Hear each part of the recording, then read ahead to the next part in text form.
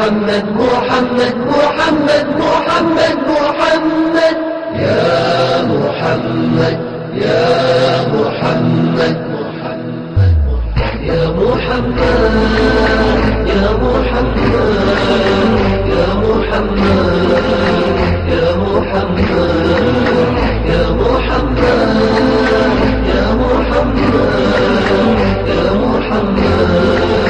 يا محمد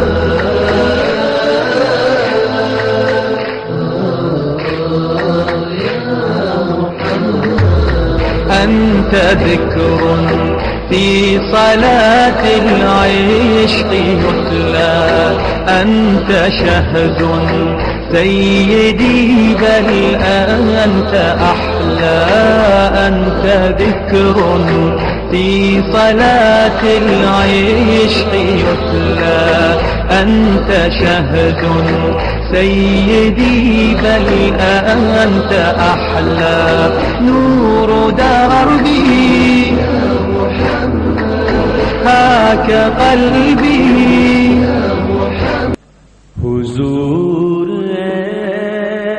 ایسا کوئی التزام ہو جائے حضور اللہ رب العالمین والصلاة والسلام على سید الاولین والآخرین سیدنا و نبینا مولانا محمد وعلى آلہ و اصحابہ اجمعین اما بعد۔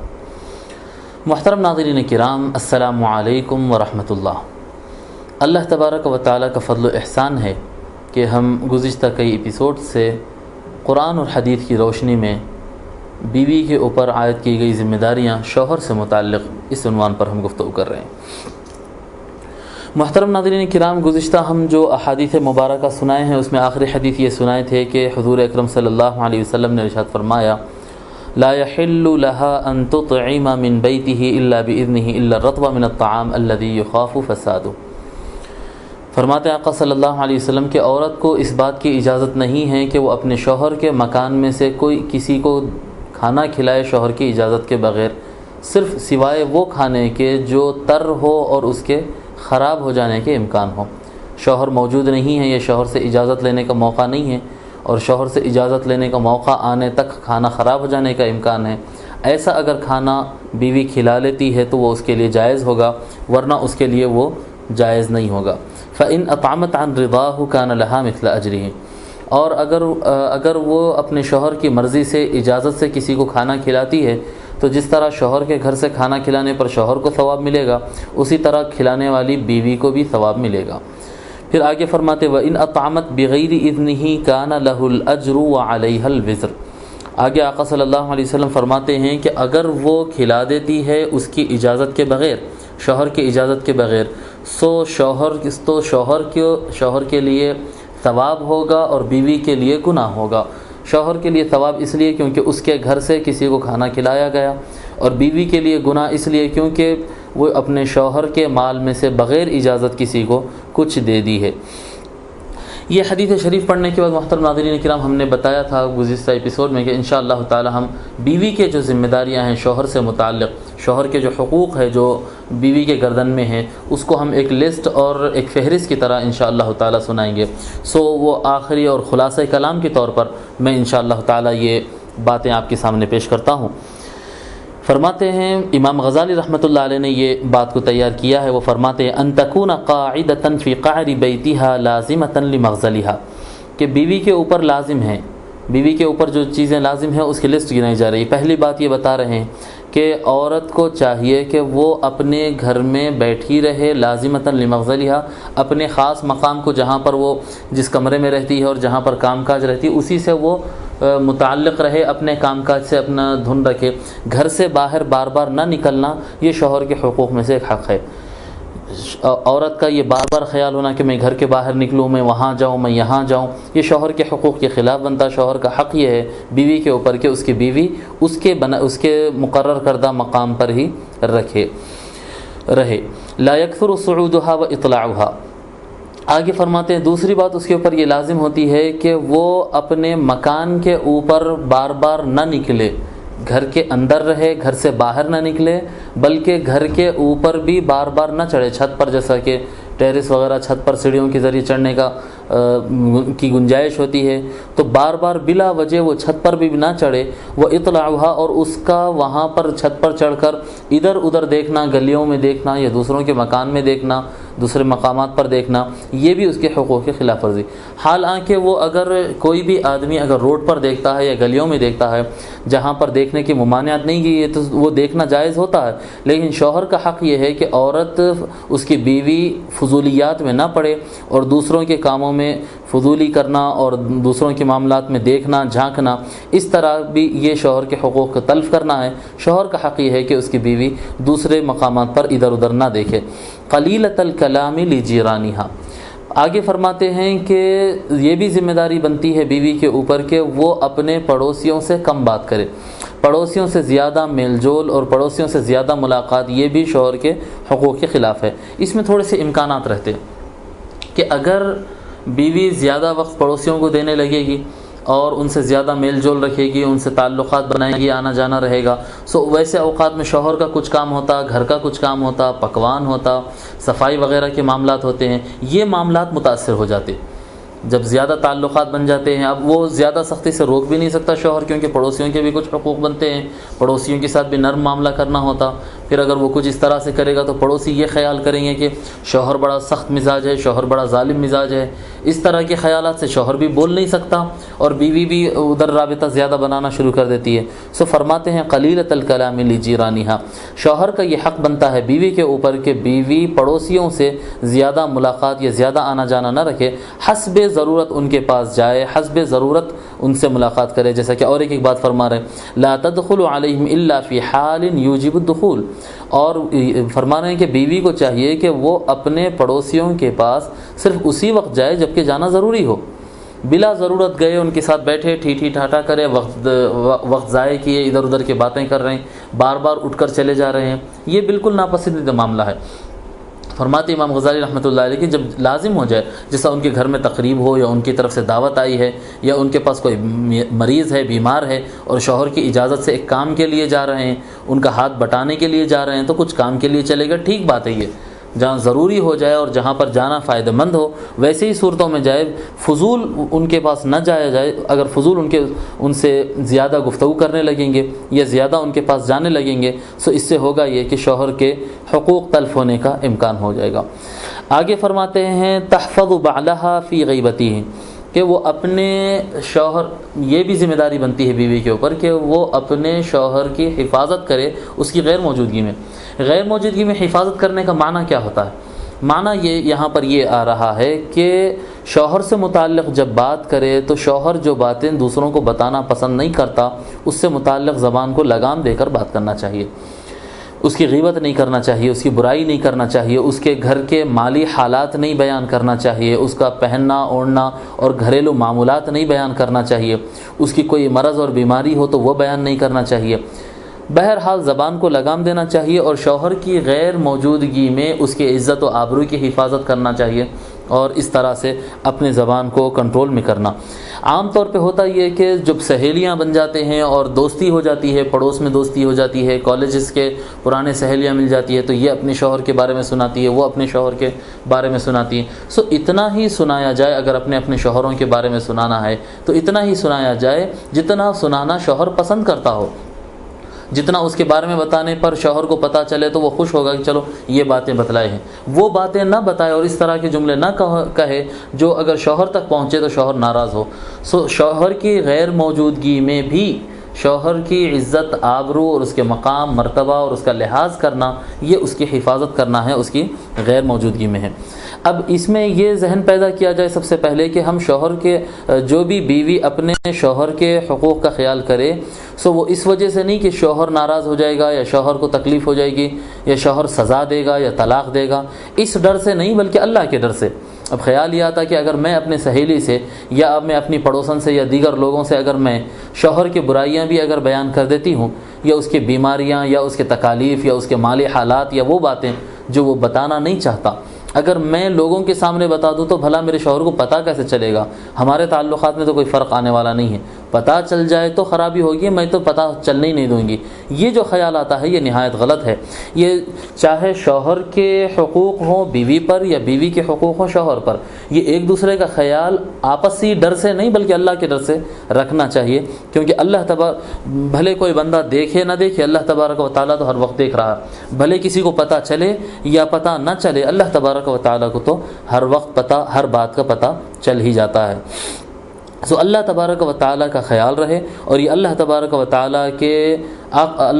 تعالیٰ کے بھیجے ہوئے احکام اور حضور صلی اللہ علیہ وسلم کے دیے ہوئے تعلیمات ہے۔ اس لیے عورت کو چاہیے کہ وہ اپنے شوہر کی حفاظت کرے اس کی غیر موجودگی میں۔ پھر آگے فرماتے ہیں، ایک جامع جملہ بیان کرتے ہیں امام غزالی رحمۃ اللہ علیہ کہ بیوی کی ذمہ داری یہ ہوتی ہے وَتَطْلُبُ مَسَرَّتَهُ فِي جَمِيعِ أُمُورِهَا،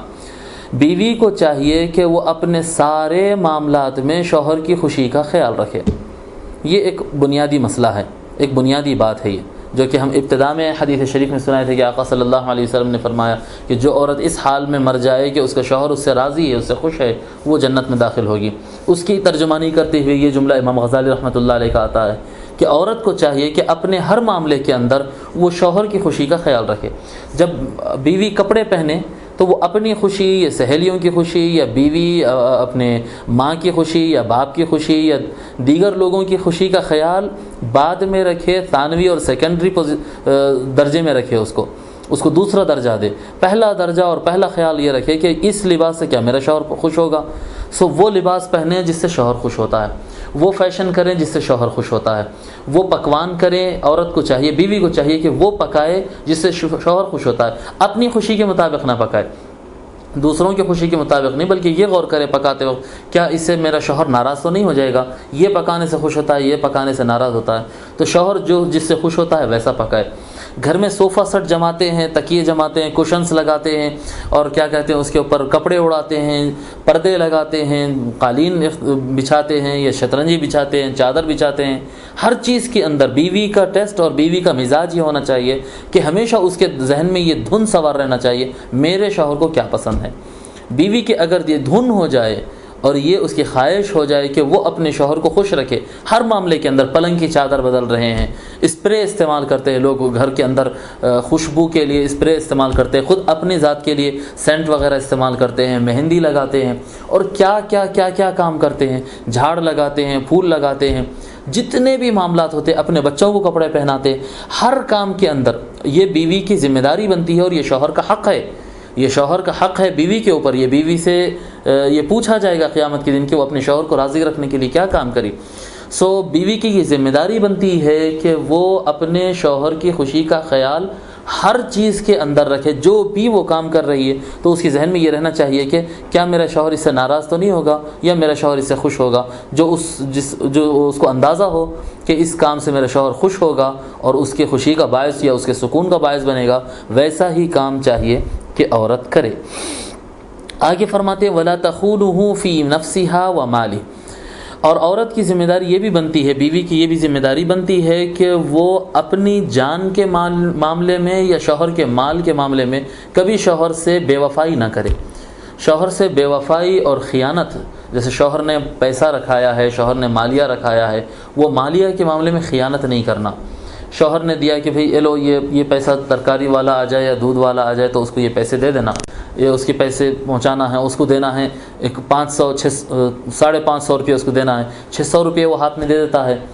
کہ اس کو دینا ہے، تو وہ پیسے خرچ ہونے کے بعد 50-100 روپے بچ جاتے ہیں، 100-200 روپے بچ جاتے ہیں۔ سو اگر شوہر کی اجازت ہے، وہ راضی ہے، تو وہ پیسے استعمال کر لے، خرچ کر لے، یا اس کو بتائے بغیر خرچ کر دیتے ہیں۔ بہت ساری عورتیں ایسا کرتی ہیں کہ جتنا بل بنتا ہے، جتنا پیسہ دینا ہو، اسے تھوڑا بڑھ کر حساب بتا دیتے ہیں، وہ بڑھ کر پیسہ لے لیتے ہیں، ادھر بھی خرچ کر لیتے ہیں، بچا ہوا پیسہ اپنی مرضی سے استعمال کر لیتے ہیں، یہ خیانت ہو جاتی ہے۔ پھر شوہر کو بتلائے بغیر کئی چیزیں ایسی ہوتی ہے، گھر کا سامان ہوتا ہے، کپڑا ہوتا ہے، برتن ہوتے ہیں، بہت ساری چیزیں ایسی ہوتی ہیں جو شوہر لا کر تو دے دیتا، 1-2 سال گزر جاتے، وہ اس کو یاد بھی نہیں رہتی، وہ چیز وہ بھول جاتی، اور بیوی کو بھول جاتا ہے، بیوی کو یہ خیال رہتا ہے کہ وہ اس کے شوہر کو تو یاد ہی نہیں ہے، سو وہ اٹھا کر اگر اپنی بہن کو دے دے، یا اٹھا کر اپنی بھانجی کو دے دے، یا پھر کسی غریب کو دے دے، یا پڑوسن یا سہیلی کو دے دے، تو شوہر کو تو پتہ ہی نہیں چلے گا یہ خیال رہتا ہے کہ میرے شوہر کو تو پتہ ہی نہیں چلتا، یہ اس کو کہتے ہیں خیانت۔ شوہر کو پتہ چلے نہ پتہ چلے، شوہر کو یاد ہو یا شوہر بھول جائے، جب شوہر کا مال ہے سو اس کے اجازت کے بغیر خرچ نہ ہو،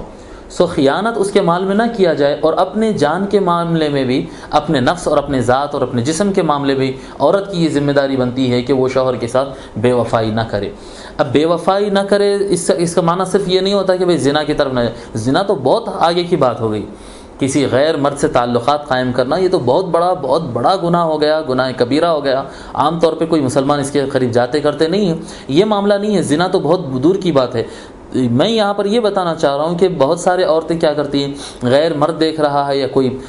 رشتے کے بھائی وغیرہ آ رہے ہیں وہ کر رہے ہیں تو ان کے لیے ایسا سجتی ہیں اور ایسا تیار ہوتی ہیں اور ان کے سامنے جا کر بیٹھتی ہیں، ان سے ٹھی ٹھاٹھا کرتی ہیں، جو کہ اس کے شوہر کی موجودگی میں وہ نہیں کر سکتی ہے۔ یہ نہایت اہم بات ہے، یہ غور کرنے کی بات ہے۔ شوہر کی موجودگی میں وہ جو گفتگو نہیں کر سکتی تھی اور شوہر کی موجودگی میں جو وہ اپنے آپ کو شو نہیں کر سکتی تھی، جس انداز کی ڈریسنگ نہیں کر سکتی تھی، جس اسٹائل میں بات نہیں کر سکتی تھی، جس انداز کا میک اپ نہیں کر سکتی تھی، وہ شوہر کی غیر موجودگی میں دوسروں کے ساتھ اس طرح کا بیہیو کر اس طرح کے انداز سے پیش ہوتی ہے، اپنے آپ کو اس انداز سے پیش کرتی ہے، سینٹ وغیرہ لگا کر پیش کرتی ہے۔ یہ جو شوہر کی موجودگی میں جو کام نہیں کر سکتے تھے، یہ کام کرنا یہ بے وفائی ہے، یہ بے وفائی ہے۔ یہ اپنے جان کو دوسروں کے سامنے پیش کرنا، جبکہ آپ نے اپنے جان کو ایک مہر کے عوض میں اپنے شوہر کے لیے مقرر کر دیا ہے، ایک ایگریمنٹ ہو چکا ہے، سو جب تک وہ اس کے نکاح میں ہے اس کی مرضی کے خلاف وہ کسی کے سامنے پیش نہ ہو۔ یہ بھی ایک طرح کی خیانت اور بے وفائی ہوگی۔ وَلَا تَخْرُجْ مِنْ بَيْتِهَا إِلَّا بِإِذْنِهِ، اور فرماتے ہیں کہ اپنے شوہر کے مقرر کردہ جو مکان ہوتا ہے، جو اس کا گھر ہوتا ہے، جو اس کا کمرہ ہوتا ہے، وہ اپنے مکان سے شوہر کی اجازت کے بغیر نہ نکلے۔ شوہر اگر اجازت نہ دے یا شوہر سے پوچھے نہیں، بہت سارے عورتوں کا ایسا مزاج ہوتا ہے نہیں پوچھنے کا موقع نہیں تھا ہم چلے گئے، نہیں، شوہر کی اطاعت کرنا اور شوہر کی اجازت کے بغیر باہر نہیں نکلنا یہ زیادہ لازم ہے، سودا خریدنے سے زیادہ لازم ہے، کپڑے لانے سے زیادہ لازم ہے اور دوسرے کام کرنے سے لازم ہے۔ انتہا یہ کہ والدین بھی اگر بلاتے ہیں اس صورت میں بھی عورت نہیں جا سکتی، حالانکہ والدین کے کتنے حق ہوتے ہیں۔ اگر بچی کے اور بیوی کے ماں باپ اگر اس کو بلاتے ہیں، طلب کرتے ہیں آ جاؤ بیٹا، میں بول دیتا ہوں بعد میں تمہارے شوہر کو میں بول دیتا ہوں تم آ جاؤ، نہیں جانا چاہیے جب تک کہ اس کو یہ اطمینان نہ ہو جائے کہ میرے شوہر نے رضامندی ظاہر کی ہے، میرے شوہر نے اجازت دی ہے، اس وقت تک عورت اپنی مرضی سے گھر کے باہر نہ نکلے۔ عورت اپنے گھر کے باہر شوہر کی مرضی سے ہی نکلے، اس کی اجازت اور رضامندی کے ساتھ ہی نکلے، یہ اس کے لیے لازم ہے۔ اور اگر وہ کسی کی بات سنتی ہے اور نہایت ضروری جو ہوتا ہے وہ کام کے علاوہ کسی بھی کام سے اگر وہ باہر نکلتی ہے شوہر کی اجازت کے بغیر تو وہ گناہگار ہوگی۔ فَإِنْ خَرَجَتْ بِإِذْنِهِ فَمُخْتَفِيَةً فِي هَيْئَةٍ رَثَّةٍ، فرماتے امام غزالی رحمۃ اللہ علیہ کہ اگر بیوی گھر کے باہر شوہر کی اجازت سے نکلتی ہے، فَإِنْ خَرَجَتْ بِإِذْنِهِ، اگر اپنے شوہر کی اجازت سے وہ باہر نکلتی ہے تو اس میں بھی پھر شرط بنتے ہیں، اس میں بھی شوہر کے حقوق بنتے ہیں۔ باہر نکلنے کی بات، باہر نکلنے کے لیے اجازت لینا یہ ایک حق ہے،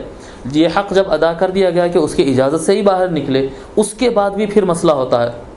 فرماتے ہیں دو باتوں کا خیال رکھے جب وہ باہر نکلے، بلکہ اس سے زیادہ چیزوں کی بات، 3-4 باتیں بتا رہے ہیں جب باہر نکلے تو کن چیزوں کا خیال رکھنا ہے۔ پہلی بات فرماتے ہیں فَمُخْتَفِيَةً، اسے عورت کو چاہیے کہ وہ چھپی رہے، جب باہر نکلے تو اس انداز سے نکلے کہ لوگ اس کی طرف پلٹ کر نہ دیکھیں۔ اور اس کے لیے ایک طریقہ یہ بتا رہے ہیں کہ فی ہیئۃ رثۃ، خستہ حالت میں باہر نکلنا، خستہ حالت میں۔ ایک تو پردہ ہوتا ہے، وہ تو شرعی حکم ہے، بیوی رہے یا غیر بیوی رہے، ہر عورت کے لیے لازم ہے کہ وہ پردے کا اہتمام کرے۔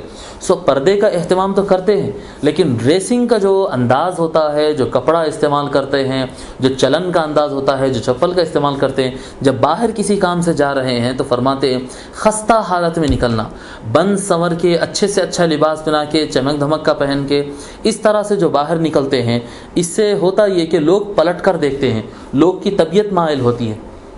خوشبو کا استعمال نہیں کرنا، جب عورت گھر کے باہر نکلتی ہے تو ہرگز خوشبو کا استعمال نہیں کرنا۔ خوشبو کا استعمال عورت کے لیے باہر نکلتے وقت، روڈ پر گلی وغیرہ میں سے گزرتے وقت اس کا خوشبو کا استعمال اس کے لیے جائز نہیں ہے۔ عورت کے لیے جائز نہیں ہے کہ وہ خوشبو کا استعمال کرے جب وہ اپنے مقام سے باہر نکلے۔ عورت کا خوشبو لگانا اس کے شوہر کے لیے ہوتا ہے، دوسروں کے لیے نہیں۔ تو فرماتے ہیں فی ہیئۃ رثۃ۔ اب آج کے دور میں ہم دیکھتے ہیں کہ جو برقعے کی دکانیں ہیں، یہ تجار جو ہوتے ہیں تاجر بڑے خطرناک چیز ہوتی ہیں. اب ان کے خلاف بولیں تو بھی مشکل ہے، ان کی تائید میں بولیں تو بھی مشکل ہے. کام بڑے خطرناک کرتے ہیں یہ تاجر. عام طور پر وہ اپنا مال بیچنے کے لیے اور پبلک سے پیسہ نکالنے کے لیے اتنے ہیلے، اتنے بہانے اور اتنے انداز اور اتنے اسٹائل اور پیشکش کے اور نئے نئے انداز اختیار کرتے ہیں کہ لوگ ان سمجھتے بھی نہیں ہیں بات کو اور غلطی کی طرف چلے جاتے ہیں. اب دیکھیے اللہ تبارک و تعالیٰ نے حجاب مقرر کیا ہے. عام طور پر دنیا بھر کے اندر اور عالم اسلام کے اندر عورتوں کے لیے برقعے کا نظام، حجاب کے لیے یعنی پردہ کرنے کے لیے ایک برقعے کا سسٹم چل پڑا. تقریباً ساری دنیا میں یہ نظام ہے کہ برقعے کا اہتمام ہوتا ہے. وہ برقع ضروری نہیں کہ کالا ہی ہو. برقعے کا معنی یہ ہے کہ ایسا لباس اختیار کیا جائے جس میں آپ کے اندرونی لباس اور جسم کی ساخت سمجھ میں نہ آئے. جسم کیسا ہے، فگر عورت کا جو جسم ہوتا ہے اس کی بناوٹ کیسی ہے، یہ سمجھ میں نہیں آنے کے لیے برقع ہوتا ہے. برقع اگر ٹائٹ پہنا جائے اور جسم کو لگ کر پہنا جائے تو وہ برقع ہی باقی نہیں رہا، کیونکہ وہ حجاب کا کام ہی نہیں کیا. اس کا کام، اس کا مقصد ہے جسم کو چھپائے، نہ کہ جسم کی ساخت کو ظاہر کرے. جسم کو چھپانے کا مطلب صرف نہیں ہوتا کہ بلیک کپڑا سامنے آ گیا، نظر نہیں پڑی تو بس ہے. نظر نہیں پڑی، اگر شیپ نظر آ رہا تو پھر فائدہ کیا ہے. کبھی بھی برقع اگر پہن رہے تو فرماتے ہیں علماء کرام، اور حجاب کا صحیح طریقہ یہی ہے کہ کپڑا ڈھیلا ڈھالا ہونا چاہیے جس میں جسمانی ہیئت، عورت کے جسم کی ساخت ہرگز سمجھ میں نہ آئے. یہ تک نہ سمجھ میں آئے کہ وہ موٹی ہے یا دبلی ہے، یہ تک اس کو نہ سمجھ میں آئے، یہ زیادہ بہتر ہے. ڈھیلا ڈھالا کپڑا ہو، چمکتا ہوا نہ ہو، پھر اس برقعے کے اوپر ڈیزائن نہ ہو. اب اگر ہم مارکیٹ میں چلے جائیں اور بازاروں میں چلے جائیں، پھر بھی میں دیکھا کہ ویسے تو بہت زیادہ بگڑ چکا ہے. ہمارے حیدرآباد کے فیشن اور حیدرآباد کے بازار میں بھی ہم دیکھتے ہیں بہت زیادہ بگاڑ ہے. لیکن اس کے مقابل میں ہم جاتے ہیں عربستان وغیرہ میں دیکھتے ہیں، بامبے وغیرہ میں دیکھتے ہیں تو انا للہ و انا الیہ راجعون. چمک کا کام، بلو چمک کا کام، گرین چمک کا کام، گولڈن کام اور اتنے قسم کے ڈیزائن، جالی کا کام. بھی اگر برقعے میں جالی اگر لگ جائے تو پھر وہ برقعہ کہاں بچا؟ وہ تو آر پار نظر آ رہا، وہ تو پردے کا کام ہی نہیں کرتا ہے. پھر برقعے کے اوپر ڈیزائن ڈالنا، ایک چھوٹا سا، لوگ بولتے ہیں کہ نہیں بالکل لائٹ ڈیزائن ہے، چھوٹی سی لیز ہے، ایک چھوٹا سا پھول ہے، نہیں بلیک تاگے میں ورک ہے. برقعے پہ کیا ہی کیوں جا رہا ورک؟ میں زیادہ کی بات نہیں کر رہا ہوں. وہ جو گولڈن، سلور اور وہ فلاں فلاں چمک کے ہوتے ہیں وہ ایک الگ مضمون ہے. وہ نہیں، بلیک کلر میں اگر سادے تاگے میں بھی اگر کام ہو رہا ہے اس کے اوپر، یا اعلیٰ کوالٹی کی گنڈی بھی اگر اس کو لگائی جا رہی ہے، یا اس طرح کا کوئی ڈیزائن پھول وغیرہ ڈالا جا رہا ہے، تو وہ چھوٹا سا چھوٹا کام بھی کیوں ہو رہا ہے؟ برقع پہننے کا مقصد کیا ہے؟ برقع پہننے کا مقصد ہے کہ عورت اپنے جمال کو، اپنے خوبی کو، اپنے محاسن کو اور اپنے جو بھی اپنی ساخت اور اپنی کیفیت ہے اس کو سامنے والے نہ دیکھ سکے، سامنے والوں سے چھپانے کے لیے وہ برقعے کا استعمال کرتی. برقعے پر ڈیزائن ڈالنا اور اچھے سے اچھے برقعے استعمال کرنا، بھاری قسم کے برقعے خریدنا، اس کو یوز کرنا، یہ سارے چیزیں غلط ہے. فرماتے ہیں کہ جب بیوی کی ذمہ داری بنتی ہے کہ جب وہ گھر کے باہر نکلے تو اسے چاہیے جتنا ہو سکا وہ لوگوں سے چھپتی رہے، اور یہ کہ جب باہر نکلے فی ہیئۃ رثۃ، اپنی حالت کو خستہ حالت ہے کہ لوگ کی نظر پلٹنا نہیں، ایسی حالت میں رہنا، کمزور حالت میں کہ اس کی طرف لوگوں کے دل راغب نہیں ہونا، لوگ کو دیکھنا دل نہیں چاہنا. پھر فرماتے ہیں تطلب المواضع الخالیۃ دون الشوارع والاسواق. پھر جو راستے سے گزرنا ہے تو عورت کو چاہیے کہ شوہر کے حق یہ بنتے ہیں کہ وہ اس کی جب بیوی باہر سے روڈ سے گزرے، جب کسی کام سے اگر گزر رہی ہے تو زیادہ سے زیادہ یہ کوشش کرے کہ ایسے راستے جہاں پر لوگ کی آمد و رفت زیادہ ہو ویسے راستے نہ اختیار کرے، بازار کے راستے نہ اختیار کرے، گلی گلی میں سے چلے جاتی ہے یا سنسان روڈ میں سے چلے جاتی ہے جہاں پر پبلک زیادہ نہ ہو، ایسے علاقوں سے اگر وہ گزر جا سکتی ہے تو گزر جائے، جتنا ہو سکا کم سے کم لوگ کے درمیان میں سے گزرنے کی وہ کوشش کرے. محترزتاً ان يسمع غریب صوتها او يعرفها بشخصها. فرماتی ہیں کہ اس چیز سے بھی وہ بچتے رہی کہ کوئی آدمی اس کی آواز نہ سن لے. عورت کو چاہیے کہ وہ اپنی آواز بلا ضرورت کسی کو نہ سنائے، اور اگر کوئی سخت ضرورت بن بھی جائے کسی مرد سے بات کرنے کے لیے تو عورت کے لیے یہ احکام ہے کہ وہ کڑک آواز میں بات کرے، ذرا سخت لہجے میں بات کرے، ذرا آواز کو بگاڑ کر بات کرے. ایسا نہیں کہ بالکل جس طرح سے اپنے سہیلیوں سے بات کر رہے ہیں، جس طرح اپنے شوہر سے بات کر رہے ہیں اس طرح کی گفتگو کرتے ہیں. بہت ساری خواتین کو دیکھنے میں آتا ہے کہ وہ دکانوں پر جاتے ہیں، شاپنگ کرنے کے لیے جاتی ہیں تو وہاں پر دکانداروں سے بالکل ایسا کر دو نا، ویسا کر دو نا، ذرا کم کر دو نا، ایسا بھی کیا ہے، ویسا بھی کیا ہے. اس طرح کی جو نرم باتیں کرتے ہیں اس میں کیا ہے، ایک غیر محسوس انداز میں دکاندار عورت سے لطف اندوز ہوتا ہے اور دکاندار سے عورت لطف اندوز ہوتی ہے. یہ ایک بے حیائی ہے، ایک بے شرمی ہے اور شوہر کے ساتھ بے وفائی ہے. اس طرح سے نہیں ہونا چاہیے. گفتگو تھوڑی سی سخت کرنا چاہیے. عورت کے لیے ضروری ہے کہ جب وہ باہر نکلے تو وہ اس کا اپنا آواز کسی کو سنائے نہ، اور جہاں پر سنانا ضروری ہو جائے تو تھوڑا سخت انداز میں بات کرے، رف انداز میں بات کرے اور دو ٹوک بات کرے، پوائنٹ ٹو پوائنٹ بات کرے. لمبی بات کر رہے ہیں اس میں پھسلا رہے ہیں اور لمبی بات کر رہے ہیں اور منا رہے ہیں اور سلجھا رہے ہیں، اس طرح کی طبیعت نہیں رہنا چاہیے. بیوی غور کر لے کیا وہ اپنے شوہر کی موجودگی میں ایسی گفتگو کر سکتی تھی دوسروں سے. یہ بے وفائی کی ایک قسم ہوتی ہے کہ عورتیں اس طرح کی باتیں کرتے ہیں، اس سے بھی بچنا چاہیے. اور فرماتے ہیں کہ اس کو کوئی پہچاننا بھی نہیں چاہیے، نہ اس کو کوئی نیا آدمی اس کا آواز سنے یا اس کو پہچان لے کہ یہ کس کی بیوی ہے، یہ کس کی بہن ہے، یہ کس کی گھر والی ہے. عورت کو چاہیے کہ وہ پہچانے نہیں جانا باہر نکلے ہو. بس ایک عورت تھی گزر گئی، ایک سیدھی سادھی عورت تھی گزر گئی، اس طرح سے رہے، یہ ان کی بیوی ہے. لوگ اس پر تبصرہ کرتے ہیں. اور یہ مرد کے جو مزاج ہوتا ہے وہ مرد کے مزاج کی سخت ترین خلاف ہے کہ لوگ دیکھیں اور یہ کہیں کہ بھئی یہ فلاں کی بیوی ہے. اس کو بڑی تکلیف ہوتی ہے، یہ فلاں کی بہن ہے، یہ فلاں کی بیٹی ہے. جب اس طرح کے اشارے کر کر لوگ بات کرتے ہیں، چاہے وہ ہاتھ سے اشارہ کرے یا نگاہ سے اشارہ کرے، تو شوہر کو اور اس کے باپ کو یا مرد جو بھی ہوتا ہے بڑی تکلیف ہوتی ہے. سب کو خیال رکھنا چاہیے، بالخصوص بیوی کو اس چیز کا خیال رکھنا چاہیے کہ اس کو کوئی ہرگز نہ پہچانے. پھر آگے فرماتے لا تتعرف الى صدیق بعلیہا فی حاجاتہا. اگر گھر کے باہر کچھ کام سے نکلنا بھی ہے تو شوہر کے دوستوں سے رابطہ قائم نہ کرے. شوہر کا دوست ہے بھئی ان کام ذرا نکال دیتے، ذرا میرا یہ کام کر دو میاں، ذرا یہ میرا کام کر دو میاں، میں آپ کے شوہر کی بیوی ہوں. نہیں، فرماتے ہیں کہ نہیں، اپنے شوہر کے دوستوں سے تعلق نہ قائم کرے، ان سے معرفت اور پہچان نہ بنائے. اپنے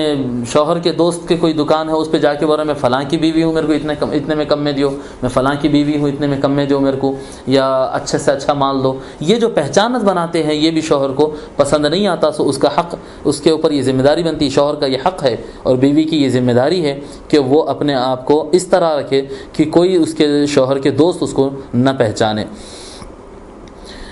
اور فرماتے ہیں بل تتنکر علی من تظن انه يعرفها او تعرفه. بلکہ ایسا بھی اگر ہو جائے کہ کوئی اگر آدمی اس کو روڈ پر پہچان لیتا ہے یا وہ کسی کو پہچان لیتا ہے تو اسے چاہیے کہ اس سے بالکل انجانی انداز میں نکل جائے اس کے آگے سے اور بالکل نہیں پہچانے ویسے کر دے. اور اگر کوئی معاملت کے لیے گئے، کوئی دکان والا پہچانتا بھی ہے تو اس سے پھر ٹھیٹھی ٹھاٹا نہ کرے، ادھر ادھر کی بات نہ کرے، پوائنٹ ٹو پوائنٹ دو بات کرے اور نکل جائے ایسا جیسا کہ ہم پہچانتے ہی نہیں تم کو.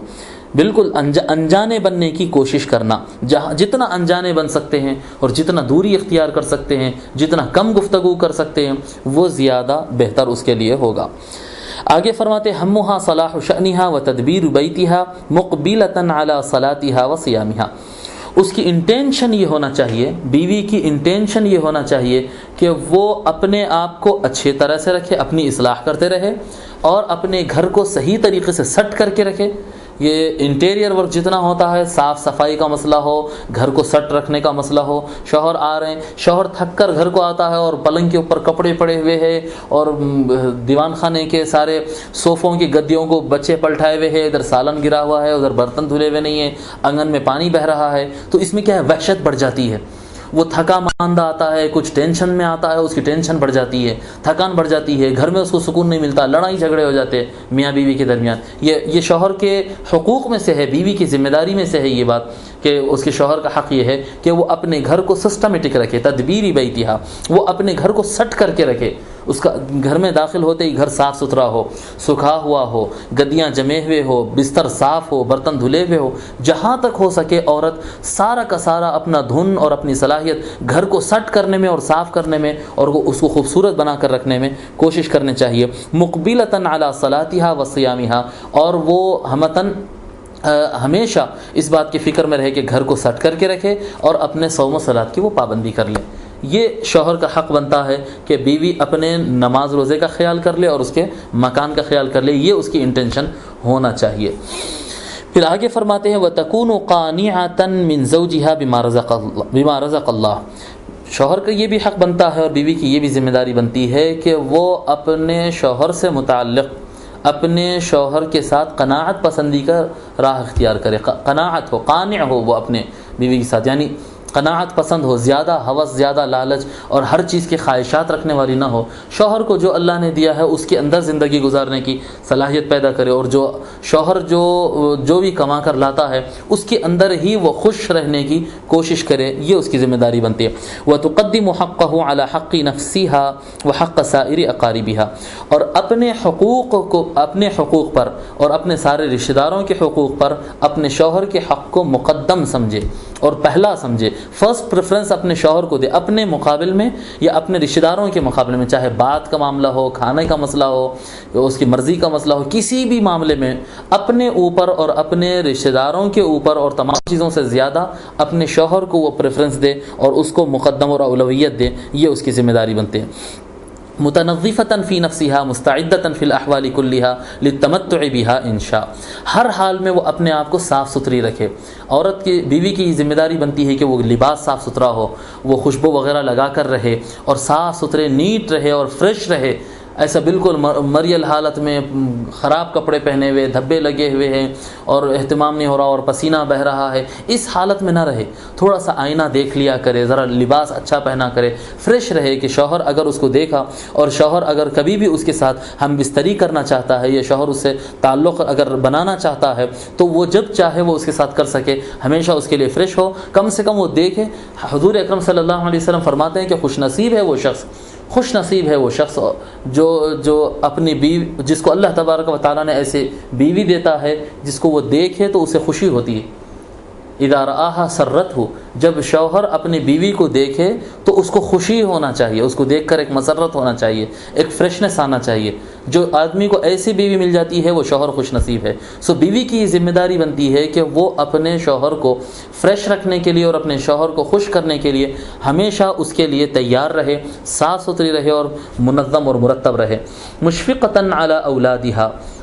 حافظۃ للستر علیہم، فرماتے ہیں کہ اپنے شوہر کے بچے اور اپنے بچوں کے ساتھ مشفق رہنا چاہیے۔ بیوی کو چاہیے کہ وہ اپنے بچوں کے ساتھ شفقت کے ساتھ کام لے۔ جب بچوں کو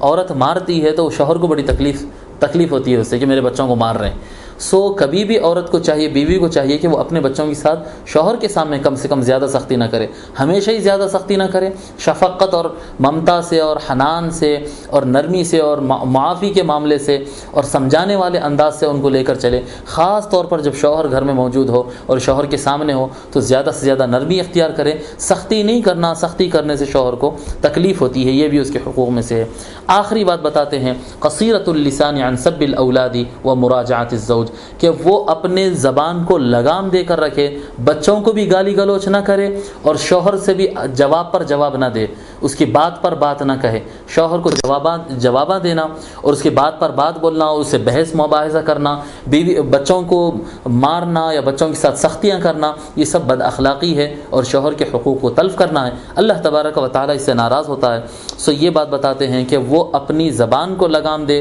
شوہر کے ساتھ بحث نہ کرے۔ اگر بسا اوقات ایسا ہوتا کہ ٹینشن کی وجہ سے، تھکان کی وجہ سے، باہر کے معاملات کی وجہ سے شوہر بنا وجہ یا چھوٹی وجہ یا بلا کسی وجہ کی بھی عورت پر برہم ہو جاتا ہے، وہاں پر عورت کا تھوڑی دیر کے لیے خاموش ہو جانا اور اس کو خوش کرنے کی کوشش کرنا اور اس کی بات سن لینا، یہ زیادہ اچھا رہتا ہے، بجائے اس کے کہ اپنا حق جتانے کے لیے بحث پہ آ جاتے ہیں، زدم زدی ہو جاتی ہے، اختلافات ہو جاتے ہیں، رشتے ٹوٹ جاتے ہیں۔ اس کے بجائے عورت کو چاہیے کہ تھوڑا صبر و تحمل سے کام لے، جب وہ نارمل ہو جائے تو پھر اپنی بات کو رکھے، جب وہ کول ہو جائے جب اپنی بات کو رکھے، سلیقے سے رکھے، اس انداز میں رکھے کہ گویا وہ اس کا احترام کر رہی ہے اور حق اس کو سامنے پیش کرنا چاہ رہی ہے، ایسا نہیں کہ وہ اس کی غلطی کو واضح کرنا چاہ رہی ہے اور اس کو غلط بتا کر اپنے بات درست ہونے کو ثابت کرنا چاہ رہی ہے، یہ انداز نہیں ہونا چاہیے، احترام والا انداز ہونا چاہیے۔ یہ ذمہ داریاں عورت کی ہوتی ہیں، مختصراً ہم نے عرض کر دیا ہے، انشاءاللہ تعالی یہاں پر ہم اپنے اس بیان کو مکمل کر دیتے اس حدیث پر کہ حضور اکرم صلی اللہ علیہ وسلم نے ارشاد فرمایا، لا تؤذی امرأة زوجها فی الدنیا الا قالت زوجته من الحور العین، جب کبھی کوئی عورت اپنے شوہر کو دنیا میں تکلیف دیتی ہے سو اس شوہر کی جنت کے اندر اور آخرت میں جو اللہ تبارک و تعالی اس کو حور العین دینے والا ہے، اس میں سے جو حور العین، جو حور جنت میں اس کے لیے مقرر کردہ تھے اس شوہر کے لیے، وہ کہتی ہے جنت میں سے، لا تؤذیہ قاتلک اللہ، اللہ تجھ سے جنگ کرے، اللہ تجھ سے لڑائی کرے، اللہ تجھ سے جنگ کرے اس کو ہرگز تکلیف نہ دے. فإنما هو عندك دخیل یوشک ان یفارقک الینا، کیونکہ وہ تو تیرے ساتھ تھوڑے دن رہنے والا ہے، وہ نکل کے پھر اس کے بعد ہمارے پاس آ جانے والا ہے، سو تو اس کو ہرگز تکلیف نہ دے. سو حور العین یہ بددعائیں دیتی ہے کہ جو عورتیں اپنے شوہر کو تکلیف دیتی ہیں وہ کہتی ہیں قاتلک اللہ، اللہ تم سے جنگ کرے. سو محترم ناظرین کرام اور بالخصوص محترم خواتین، اس بات کا خیال رکھیں کہ اپنے شوہر کو راضی رکھنا یہ اللہ تبارک و تعالی اور حضور اکرم صلی اللہ علیہ وسلم کو راضی رکھنا ہے، اور ان کو تکلیف دینا ہے، اللہ اس کے رسول کے دیے ہوئے تعلیمات اور احکام کو توڑنا ہے. اپنے آپ کو اس سے بچا کے رکھے. اللہ تبارک و تعالی ہم کو قرآن اور حدیث سے استفادہ کرنے اور سمجھنے اور اس پر عمل کرنے کی توفیق عنایت فرمائے، اور اسلام کی روشنی سے مستنیر ہونے کی توفیق عنایت فرمائے. وما علینا الا البلاغ، والسلام علیکم ورحمۃ اللہ. حضور ایسا کوئی التزام ہو جائے، حضور ایسا کوئی التزام ہو جائے، حضور ایسا کوئی التزام